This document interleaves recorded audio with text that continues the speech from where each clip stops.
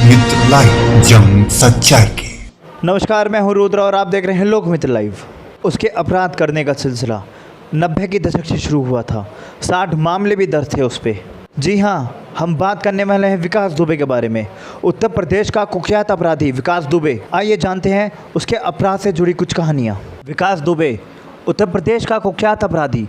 उसके खिलाफ पहला मामला 1990 में शिवाली थाने में दर्ज हुआ था, जब विकास ने अपने पिता के अपमान का बदला लेने के लिए नवादा गांव के कुछ किसानों को 1990 में गंभीर रूप से घायल कर दिया था। इस वजह से उसके खिलाफ पहला मामला दर्ज हुआ था।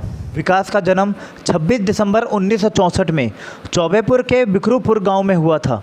उसके पिता का नाम राम कुमार दुबे और माता का नाम सल्ला देवी था। राम कुमार दुबे की 5 संतान थी। विकास तीसरे नंबर की संतान था। उससे बड़ी उसकी 2 बहनें थीं। विकास का एक भाई अवनीश चौधरी को 2002 में गोली मारकर हत्या कर दी थी और सबसे छोटा भाई दीपू दुबे तकरीबन 10 वर्षों से कानपुर के गोमती नगर में अपनी मां और परिवार के साथ रह रहा है। 1997 में विकास दुबे ने ऋचा से विवाह किया था। उसके 2 बेटे थे। एक बेटा लंदन में मेडिकल की पढ़ाई कर रहा है और दूसरा बेटा लखनऊ के निजी स्कूल में इंटरमीडिएट की पढ़ाई कर रहा है। ऋचा अपने छोटे बेटे के साथ लखनऊ में ही रहती है। कम उम्र में ही विकास ने अपना खुद का गिरोह बना लिया था। उसने कई आपराधिक गतिविधियों को अंजाम दिया। उसमें हत्या, जमीन पर कब्जा, फिरौती और अपहरण जैसे कई मामले दर्ज थे। जल्द ही वह कानपुर के नामी अपराधियों में से एक बन गया था।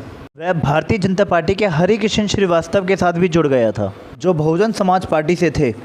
विकास भी 1995 से 1996 में भाजपा में शामिल हुआ और कथित रूप से बल लगाकर जिला स्तर पर चुनाव जीता। वर्ष 2002 विकास ने इंटर कॉलेज के सहायक प्रबंधक सिद्धेश्वर पांडे को गोली मारकर हत्या कर दी थी। यह उसके मर्डर का पहला मामला था।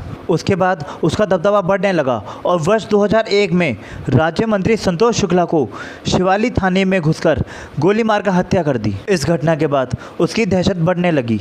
बिकरू और शिवाली के आसपास के क्षेत्रों में विकास की दहशत कुछ इस कदर बढ़ने लगी कि उसके एक इशारे पर चुनाव के वोट गिरने शुरू हो जाते थे। 3 जुलाई 2020 विकास और उसके लोगों की गिरफ्तारी के प्रयास के दौरान 8 पुलिसकर्मियों को मौत के घाट उतार दिया गया। उसमें डीएसपी भी शामिल थे।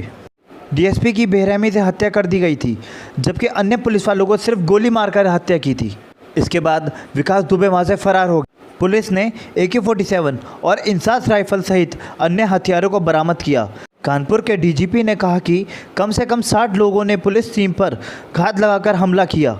कॉल रिकॉर्ड के अनुसार पता चलता है कि विकास कई पुलिस वालों से संपर्क में था, जिन्होंने उसे जानकारी दी थी कि पुलिस वाले वहां पे आ रहे हैं। इसके बाद कानपुर प्रशासन ने उसके घर को ही उसी बुलडोजर से ढा दिया, जिसका इस्तेमाल विकास और उसके लोगों ने हमले के दौरान किया था। 9 जुलाई 2020 उज्जैन में विकास दुबे पकड़ा गया और 10 जुलाई 2020 को पुलिस मुठभेड़ में विकास दुबे मारा गया। आज के लिए बस इतना ही। अगर आपको हमारा चैनल पसंद आया हो तो हमारे चैनल को लाइक करो और सब्सक्राइब करो। धन्यवाद।